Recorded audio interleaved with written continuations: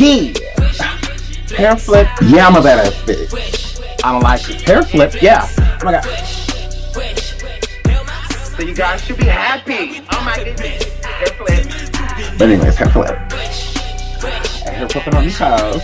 Hi.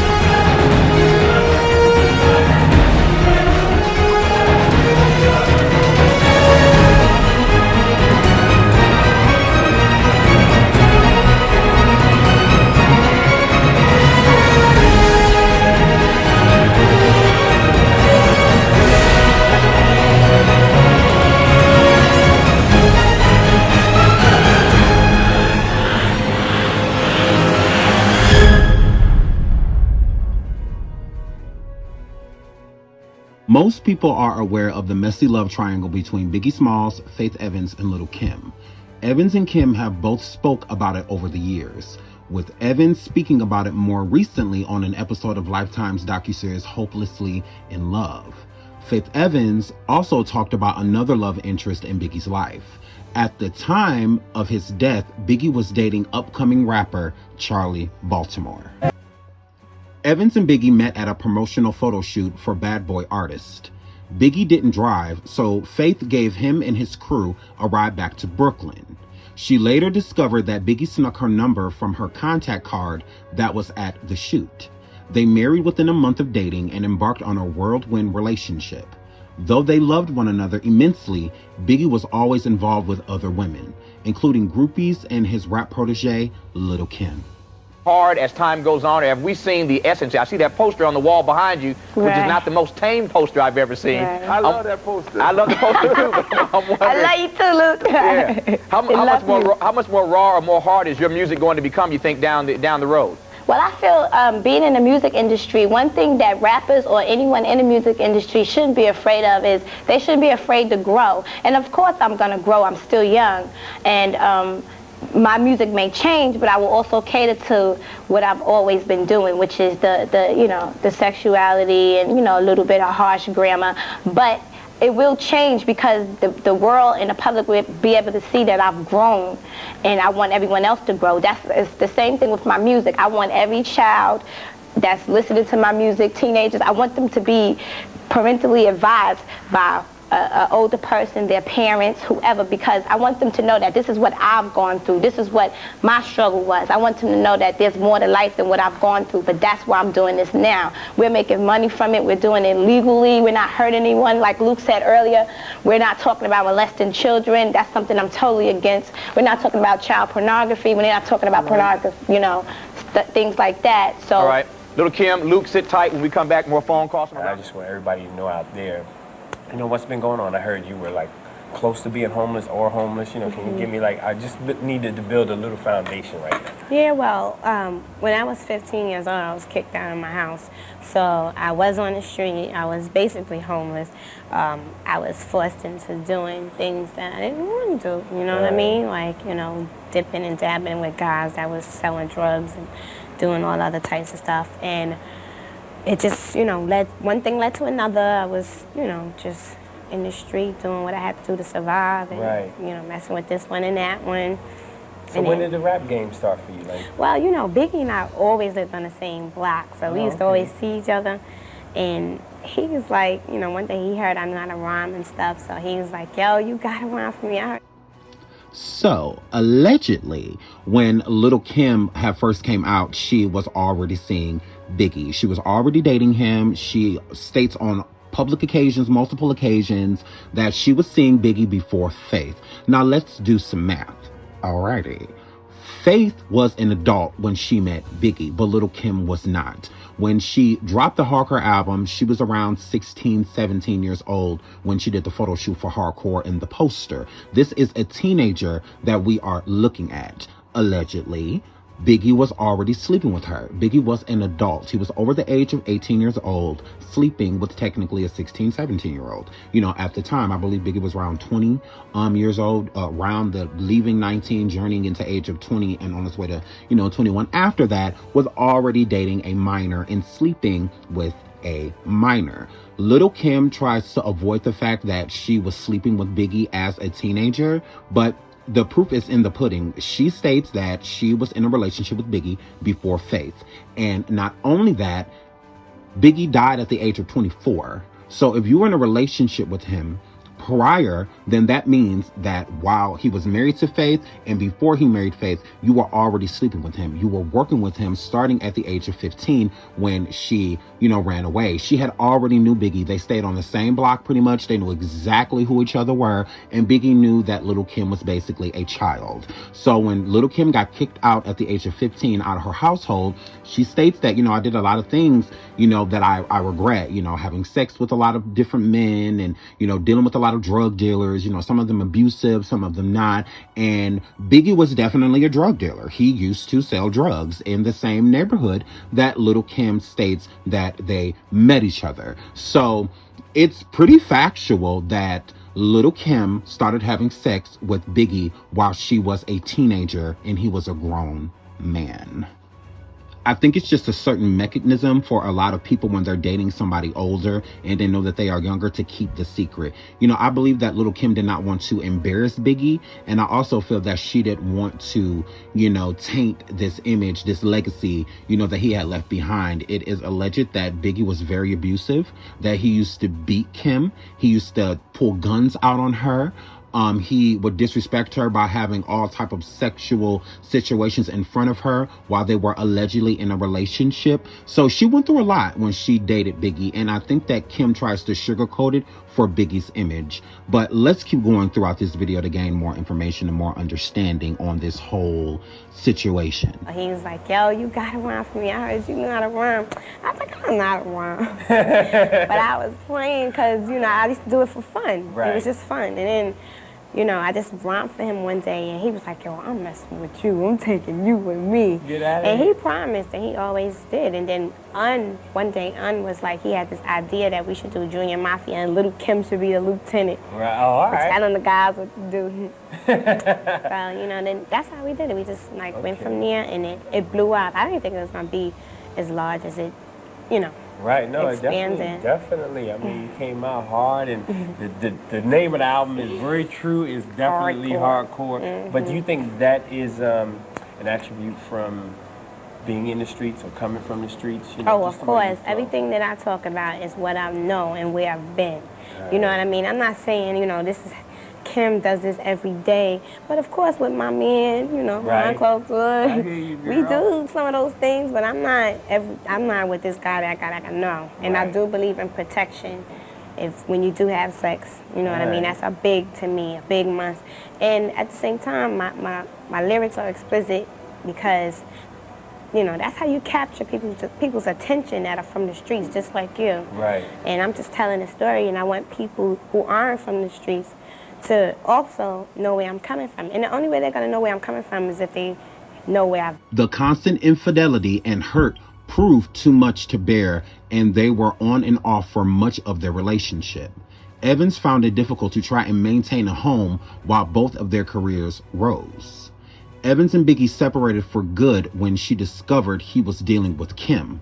She moved out of their Brooklyn home and into her own place and distanced herself from the bad boy family to avoid run-ins with her estranged husband. When Biggie went on a promotional tour to promote his new single, he met Charlie Baltimore. That flavor up in here, of course. It's the one and only Biggie Smalls doing his thing in the rap world. That's right, baby.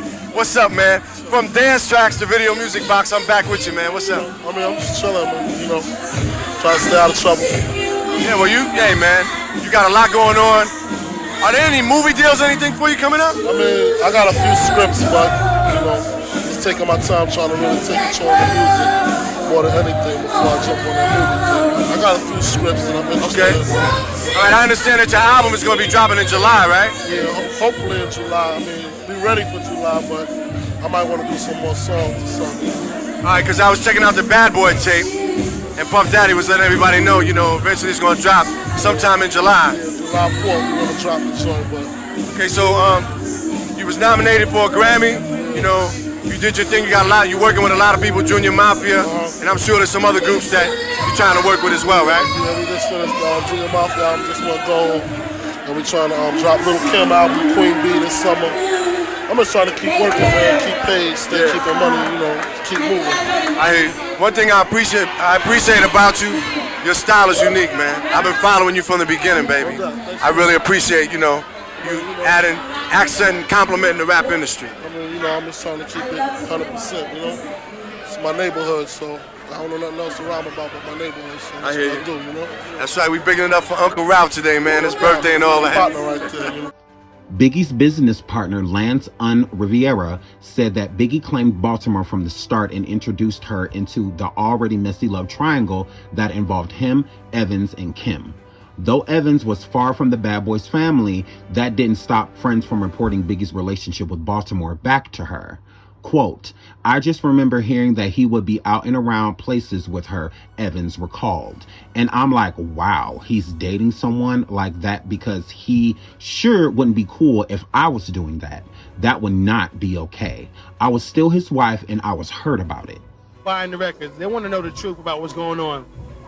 I bet they do. Yeah, they do. Now it's up to you how you want to. You gotta come at me, boo. I'm saying, I'm here. I'm here. Get to the point. All right, what's the situation with you and Big? What's the situation with you and Tupac? The LA situation. What's going on? Whoa. All right, you gotta start at one point. Okay. I'm going through all of it. Okay. Situation with me and Tupac, there really never was a situation. I mean, we met. He was really nice. He asked me to work on his album. He told me he could get it approved or whatever, get clearance from the label. And then I found out that he probably couldn't. I was out there working with another group. I won't name them. They have nothing to do with Death Row. Okay. And I was writing for them. That's how I met him. I did a reference vocal for another group I won't name. Okay. And it ended up that they were going to try to use the vocal on Tupac's album. So I guess it was for him or whatever. I really don't know. But then I come back home and the first thing I hear it has nothing to do with his record is that me and him were involved or whatever. That's not true at all. I mean, it was strictly business, no pleasure. It wasn't even business. It would have been business, but it never got that far. It was you and somewhere else, and then it was moved on to his project, supposedly. Pretty much. Okay. It never was moved on, and my voice is not on his album. Okay. But all the stories that he concocted and all that, I mean, he ain't got to do that. Okay. I mean, if they got beef with each other, him and Big, then they're two men. They need to go at each other and not, you know what I'm saying? Okay. I ain't got nothing to do with him. I did, Big is still my husband legally. I am having his baby. No, I'm not pregnant by Tupac, and I don't know who my baby's father is. I'm pregnant by Big because that was my husband, and that was the only person that I was laying with. You know what I'm saying? All right. Keep now, it real. whether he was just laying with me is another story, but we ain't going to get off into that. We're talking about faith right now. All right. We're talking about me. But anyway, I'm still me. I'm chilling. I mean,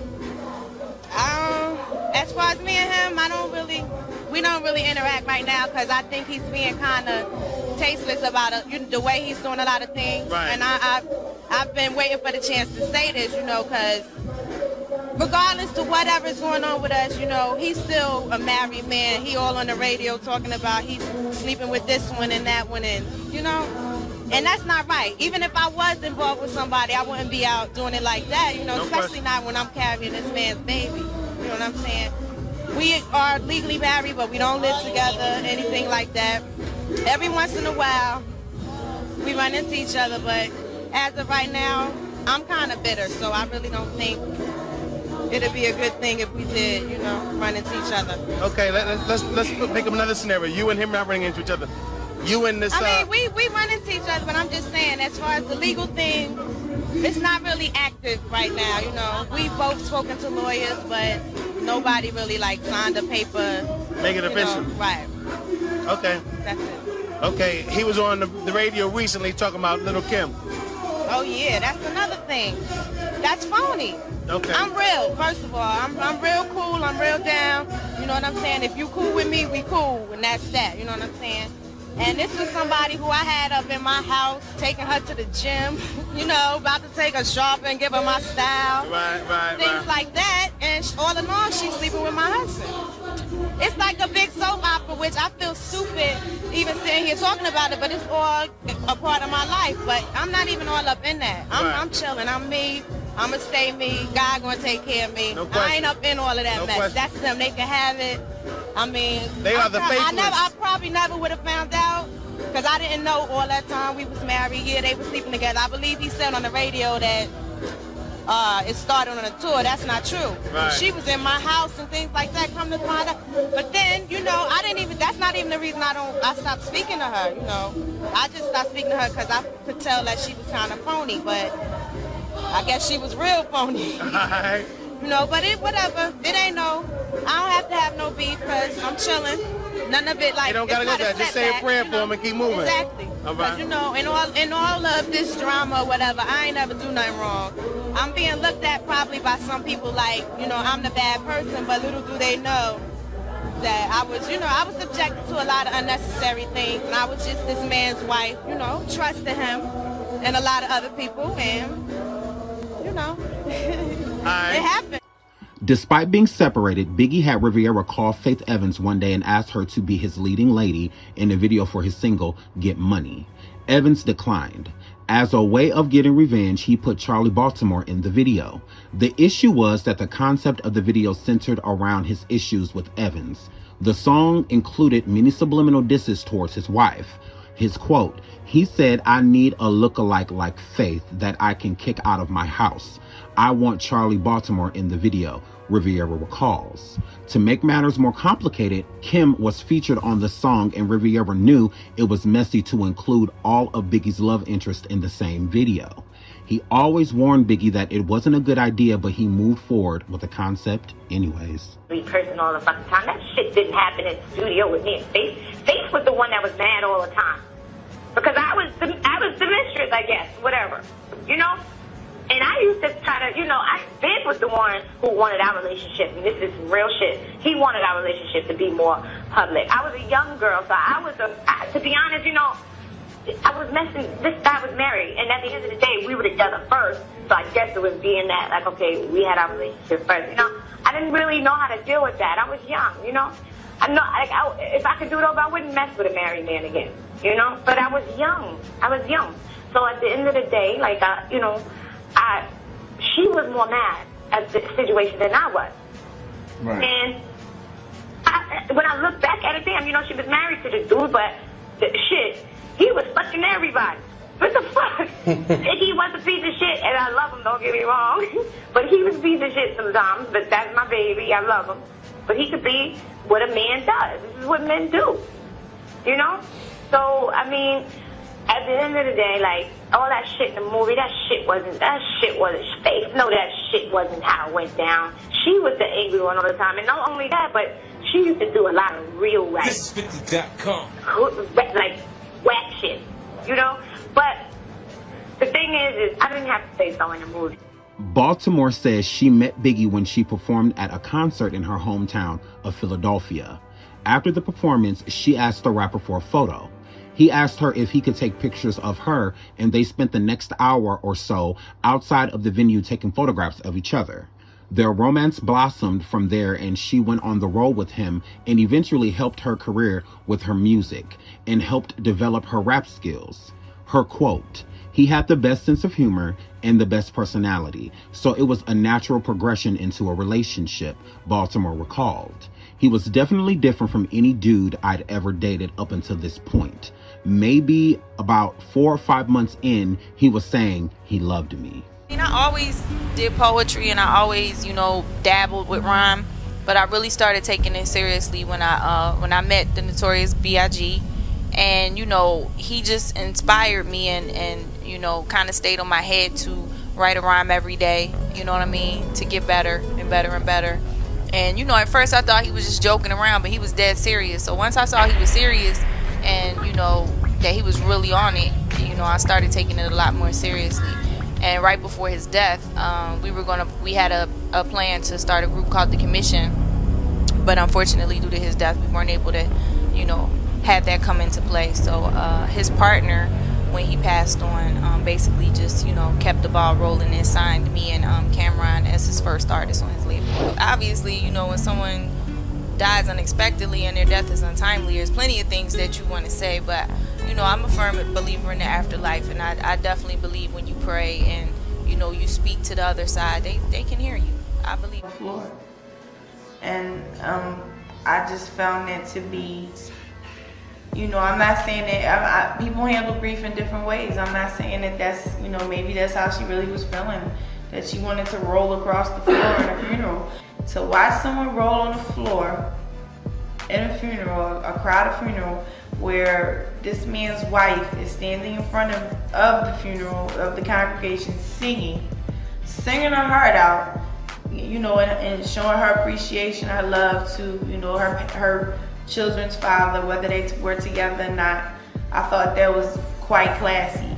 For you to disrupt that and roll around on the floor, I just found that to be totally, you know, I really don't even know what the word. I sat all the way in the back in the cut and watched this whole thing unfold, me and my girlfriend, and I'm like, is she rolling on the floor, like up and down the aisle?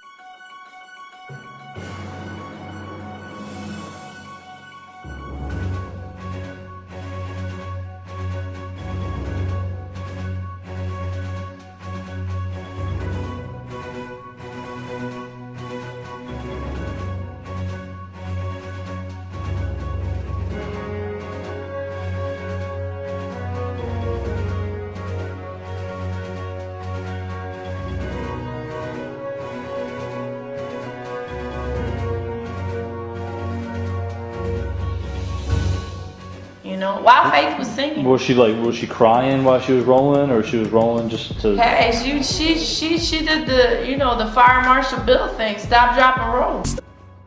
Now, clearly Charlie Baltimore has had a lot to say about Little Kim and others. She kind of stayed pretty quiet when it came to Faith because she knew that what was going on at that point in time with allegedly Biggie and Faith reconciling before he passed away, and it was a small chance that they were probably going to start seeing each other again because Biggie wanted a second chance. You know, Biggie, give me one more chance type of situation. He wanted another chance from Faith. And Charlie, you know, running around, you know, putting this energy out about Kim because she never liked Kim. But Charlie, you have your own skeletons in the closet, sis. Let's get into what her ex-boyfriend had to say about Mrs. Baltimore. Can you line some niggas up that got that bread,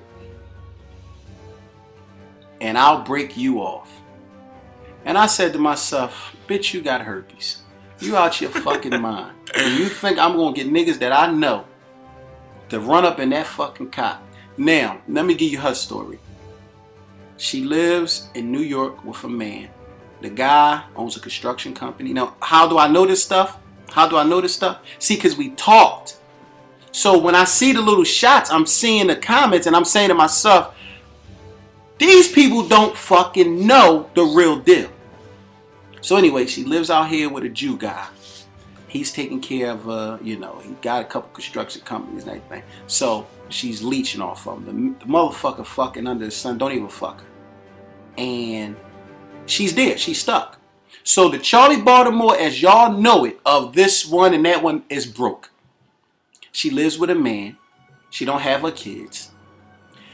Oh, and to show you that she's broke, guess what? When she sent me her account number, it was her fucking daughter account number. Now, what grown woman rapper that been with Biggie, they didn't even put her in the fucking movie, right? I went there just to see the broad if she's in the movie. They felt so bad for her, they had to do an interview like, damn, babe. They doubting if she really fucking Biggie now. So now, she got her. She calls me crying. Zachy Black, my eye. I'm in a hotel. I'm broke. I'm fucked up. And I say, wow, this is Charlie Baltimore. Now, do we want to talk about how you was sucking Lil Wayne dick? asking for a check before he went in. But guess who picked the phone up, baby? And said, "Ho, we don't do that. Remember that?" And baby told you, "Bitch, you should kill yourself. You should hang yourself." And he had the Western Union you like 5,000. He said, "And if you don't come up after this, kill yourself." Remember that? Remember you was calling Lil Wayne? Because see, you got to remember down south, they look up to motherfuckers from Philly and New York and everything. So Lil Wayne was kind of mesmerized. But baby stepped in and said, "You bum bitch." You remember that? And what you do? You fucked that money up.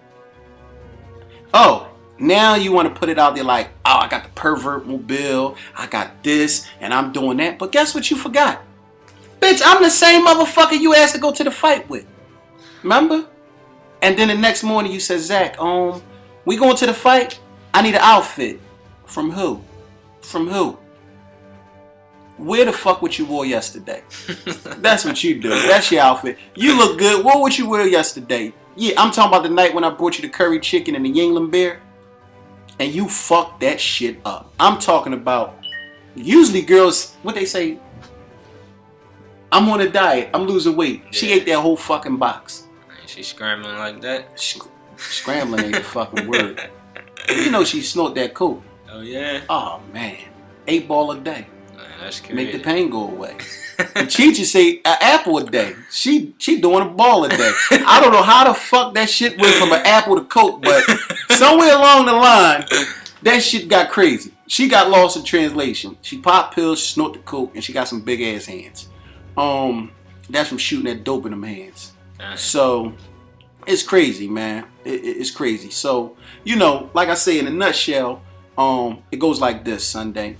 This is what you was trying to avoid. So you called me yesterday and say, "Leave it alone. Well, I'm going to go on Facebook, Twitter, and radio and do this and play you out of pocket and all that, right?" Oh, shit.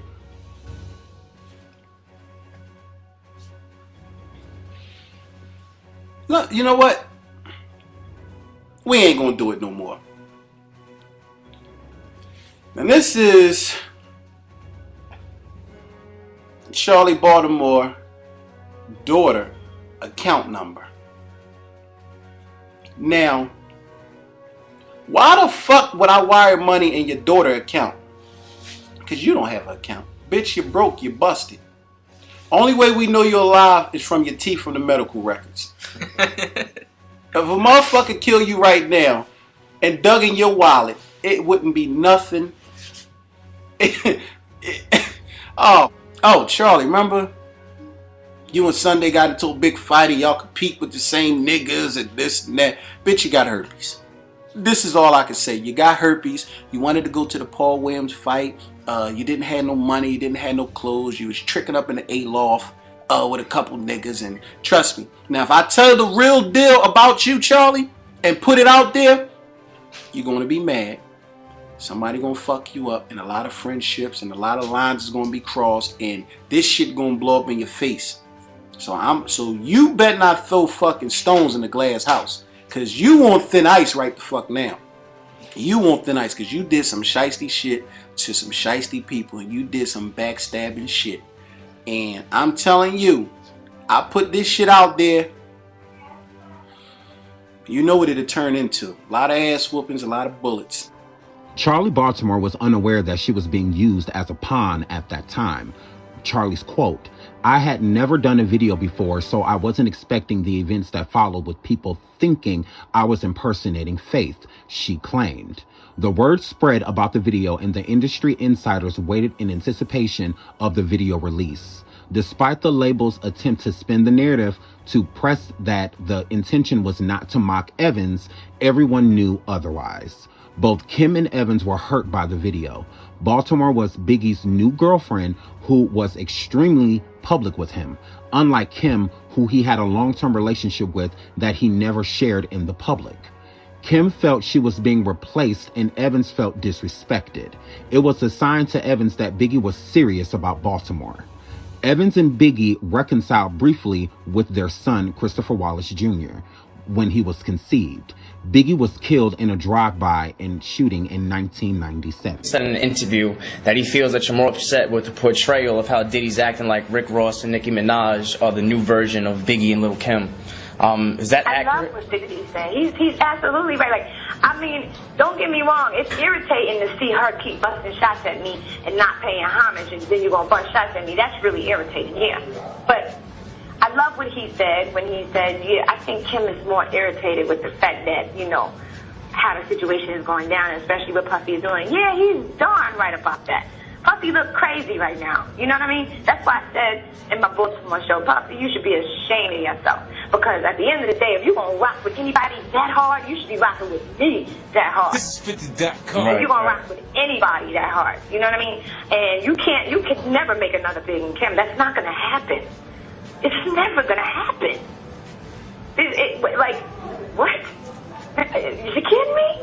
It's never going to happen. Like, I don't get it. But, you know, at the end of the day, like, Puffy is Puffy. I mean, you know, it's all about what he can do, what he can give to people. That's it. Puffy it's all about himself a lot of times. Because he never really did nothing for me. I mean, when we were coming up, yeah, you know, we had to do things for each other. But, like, I judge by what happens afterwards. When I was locked up, and here's where Puffy should feel really bad. When I was locked up, Puffy never put a fucking $10 bill, a penny, a quarter in my fucking commissary. He never fucking wrote me a letter. He didn't try to come see me. None of that. I got people like Oprah. She wrote me 3 letters, right? She wrote me 3 letters and sent me 3 of her favorite books, which I love her to this day for that, because those books were so inspiring. And one of them, I'll tell you the name of the books later, but anyway, you know, Tyra Banks writing me. Mark Jacobs wrote me every freaking day. He told me everything that was going on from when he first woke up to the end of the night. What does it take just to say, let me make sure somebody who was a major part of my family is all right? You know, like when you locked up, the one major thing is that makes you feel like, damn, this person really loved me and is on my side, is that when they just take the time out to do one little thing. It's not even the big things that matter, because it ain't the money. I was straight in jail. I had too much money in my commissary. When I came home, they had to send my money back. It wasn't that. But, nigga, you could have fucking came to see me one time. You could have wrote me 1 letter. Even with the movie, they played the shit out of me with that movie. And I'm still rocking, even after they played the shit out of me with the movie. There was some controversy. There's some controversy about that. What was your major issue with your portrayal in the movie? Shit, what? My major issue was I didn't have an issue. I didn't have nothing. I didn't have a say so. This is 50.com. The movie went into green light and all that shit without me even being able to pick who played me. I would have never picked Notorious or whatever. What's her name? Notorious Norton, whatever. I don't know. I'm sorry. I don't want to fuck. She ain't got nothing to do with it. She's a nice girl. She's a sweet girl. I don't really know her that well, but she don't have nothing to do with it. But I would have never picked her to play me. You kidding me? I'm such a complex girl. I'm made up of a certain gangster that can't be copied from Brooklyn, and then I'm made up of a certain sexy sophisticatedness that cannot be duplicated. I'm a complex person. Like, I know that I have these different sides, and I'm not a fucking angry person all the fucking time. That shit didn't happen in the studio with me and Faith. Faith was the one that was mad all the time, because I was the mistress, I guess, whatever, you know. And I used to try to, you know, Big was the one who wanted our relationship, and this is real shit. He wanted our relationship to be more public. I was a young girl, so to be honest, you know, I was messing, this guy was married, and at the end of the day, we were together first, so I guess it was being that, like, okay, we had our relationship first, you know. I didn't really know how to deal with that. I was young, you know. If I could do it over, I wouldn't mess with a married man again, you know. But I was young. So at the end of the day, like, you know, she was more mad at the situation than I was. Right. And when I look back at it, damn, you know, she was married to the dude, but shit, he was fucking everybody. What the fuck? He was a piece of shit, and I love him, don't get me wrong. But he was a piece of shit sometimes, but that's my baby, I love him. But he could be what a man does. This is what men do, you know? So, I mean, at the end of the day, like, all that shit in the movie, that shit wasn't fake. No, that shit wasn't how it went down. She was the angry one all the time. And not only that, but she used to do a lot of real whack. This is 50.com. Like, whack shit, you know? But the thing is I didn't have to say so in the movie. And I should have had all the say so in the world because they evolved the movie around me. Miss Wallace talking about, it's not about her. It's not about her. It's not about Christopher. It's not about her. It's about Christopher. The movie was about me. Y'all made that movie about me because y'all needed me. Yes, you heard it. Little Kim called the legendary Miss Wallace a bitch. Now, I'm not here for that. You know, I don't know about other people, but if she has so much respect for Biggie, I just feel like as, you know, Miss Wallace being an elder, you know, they're kind of stuck and set in their ways. And I don't believe that when somebody states something about you, that you have to respect them in return if they're disrespecting you in the process. But if you have so much love and admiration for this man, why not respect his mother? I don't understand that. I don't understand why Kim acts as if she was so in love with Biggie and Biggie was, you know, the love of her life, which is still really hypocritical because she dated Biggie the entire marriage that he had with Faith Evans. And that is just wrong. So even after he passed away, you know, Kim kept stating, you know, how he was the love of my life. We were soulmates. We were this and we were that. Like he wasn't married, you know, while they were together. How disrespectful. It's still disrespectful. To me, it doesn't matter if they dated before he got married. Once he said I do as a woman, I feel like Kim should have walked away. I understand that she was younger, and when you're young, you know, what you know now, if you knew then you do, you make a lot of different decisions. But still at the same time, I don't agree with her calling Biggie's mother a bitch because she's upset that Biggie's mother was not buying how little Kim completely broke down and how she just acted like her life was completely over when Biggie passed away, because Biggie has never spoke of Kim in that manner. Biggie never told anybody, especially like his mother or anybody like that he was absolutely smitten with Kim. He loved her. He wanted a family with her. He never said anything like that out loud. It was more so of him caking to Kim on the phone when he messed up to try to get her to come back around, because part of him really did like her. I don't think that he was in love with her. I think Biggie had love for her, but I feel like he loved Faith. I mean, he married her. He could have did the same thing with Kim. He never proposed to her or anything in that nature or realm. He did not want her in, you know, that regard. So I don't blame Biggie's mother for feeling that it's very disrespectful of Kim to state these things that Biggie has never stated out loud. And on top of that, he was married. You know, his mother is a firm believer in marriage. And she's like, well, no, you were not my daughter-in-law. You don't have any children with him, you know, or anything like that. So where these feelings that you're talking about, where are they coming from? So let's get into Miss Wallace and her state, how she feels about little Kim. After my son's death, believe it or not, little Kim and I were close. But I guess she doesn't. I'm a woman who speak my mind. And sometimes you say things, the truth hurts, and you take it the wrong way. And I did not like the way she was palavering over national television and radio about Biggie, the love of her life, her heart, her nose, her mouth, her butt, every part of her. You know, Christopher is not here to defend himself. And, you know, I was offended. I let her know. And she didn't like it. And I don't give a hoot. You know, as far as Little C's is concerned, you know, they're all struggling. You know, Christopher is not here. He was a figure in their life that they look up to, and he was not here. And everybody just, you know, go their separate ways, and the ways that they went wasn't the straight way, you know, and as a result they all went down the toilet. But I wish them all well. Your relationship with Little Kim, I see recently now it's prepared. Back then, how was it? Well, okay, I don't know if it's fair to say that there was ever a full relationship ever built, but in the beginning, you know, I even see pictures. I'm like, oh damn, I remember that. Like, you know, I definitely, once I realized this is Big's artist who I've been hearing about, that's a part of the crew, because I met the guys first. Right. I think the first time I saw Kim was at the Big Papa video shoot.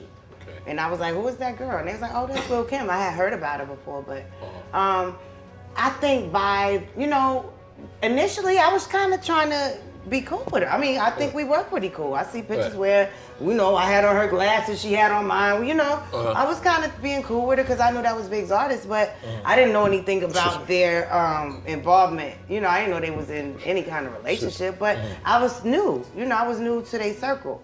So, I mean, I wouldn't have known their history, and of course, he wasn't trying to tell me that shit.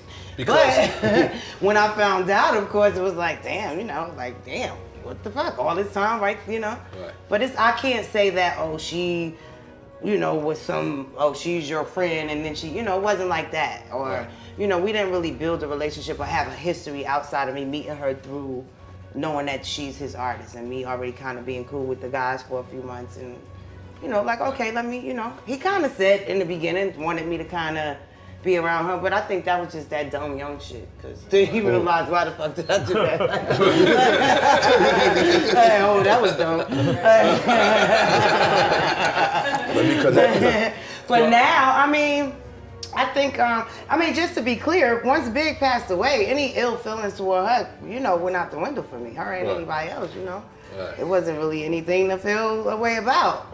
But we didn't necessarily see each other and get to conversate. There may have been a time or two that I ran into her and Thank you everyone for watching your boy SeanDavieWay. We have more parts of Surviving Big Papa coming, but we're going to get into a preview of why Little Kim did all of the surgeries, why she changed her skin tone and her complexion. Is she a colorist? Does she have a problem with black people, black women especially? We will once again get into all of that in the upcoming chapters of the Surviving Big Papa saga. This is in no way, shape, or form to tarnish Christopher Wallace's name. It's just that everybody has a story, whether we want to hear it or not. Our truth is our truth, just like their truths are theirs. Thank you once again for watching. No, which was something that I read about and I had no idea about your life, was when you talked about being in an abusive relationship. Yeah, it was hard. And I shared that story because people think, you know, once celebrities, especially females, get into the industry, they feel like we're so different. But I just wanted females to know that I went through the same thing while I was some people's role models and Little Kim, and I mean I had broken nose, black eyes, all that stuff. It was how hard. does that happen to you? How are you because like you say, you're Little Kim, you're people look up to you, you're a celebrity. You would think that you'd be protected from that somewhat. We the same people, I believe, just like y'all. Same people. I got feelings just like y'all, and that's the whole thing. Like, we still at the end of the day human. How do you and so how did you get out of that? You just got to a point where it was... God, I was praying. God. Yeah, you just got to be strong and say that I am beautiful. I got to go somewhere else. I got to get out. You know, us women, we got to know that. You know, you really got to sit and look in the mirror sometime and say that to yourself. Whether you feel it or not, you got to just say it and believe that. That's not good. So I do that in the mirror. So I'd be like... A lot of people say that too, that is a reflection. People get into abusive relationships as a reflection of having low self-esteem. Do you think that you suffer from that too? Nah, I don't think that was more so my case because, you know, he never really put me down in the way where he thought, you know, he made my self-esteem bad as far as saying, oh, I was unattractive. He thought I was beautiful, but he just, you know, he had a problem. And I think sometimes women get stuck on thinking we could change a man or thinking, you know, he's sick and we can help him. And that wasn't the case. You know, a person like that has to go to professional help or something. Right. You know, so. And you talked about how I guess you had to fix your nose too after one point, right? I had fixed it already, and then after that it was broke again, so I had to fix it. So you had to go again. So that was an unplanned surgery. Yeah, it was. That's why my go to the side sometimes. But you know, I cheated. You cheated. Fixed it a little bit, back a little bit. Yeah. So how does that make you feel when especially when there's something so Shut up! Let me talk to her. See, I love y'all. How do you feel when people talk about that, especially when you had to go through something so traumatic dealing with the surgery and stuff? Because everybody has an opinion about you having the surgery on your face. I think they talked more about it the day I got indicted and I was all on TV because, you know, when you do stuff to yourself, you need time to, like, heal. And, like, I had just, you know, to my doctor and everything, whatever, to fix some things and, you know, do what I wanted to do. And, you know, I didn't know I was going to be in a Chanel handcuffs the next day. So, I mean, you know, it happened. You might have waited. Yeah, I might have waited. Shoot, somebody should have called me. Okay, we're coming to get you. You know, then I mean, you know, I would have waited. Or I'd have said, yo, I'm going out of town. I got to go out the country for a minute. Y'all got to wait till I get back. You are one of the first, though. I think one of the biggest things about it is that, especially in hip-hop, there's nobody that's really done surgery in hip-hop. Bullshit. Well, I guess excuse me. Maybe not so openly or publicly. If you know, you know. That's what I'm saying. That's it. So does it bother you when people, I don't know, talk about it, or when people have jokes about it or comments about it? Because I see it all, you see it all the time or hear it, and I'm sure you hear it.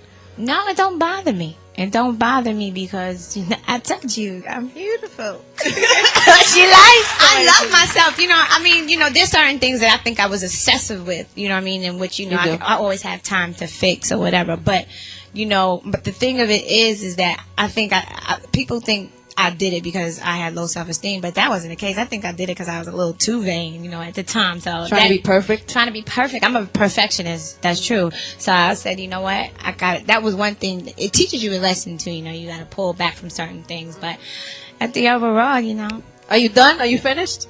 I mean, you know, certain things I have to fix, but not as far as go to the extreme to go put something in. You know what I mean? If anything, I would take away.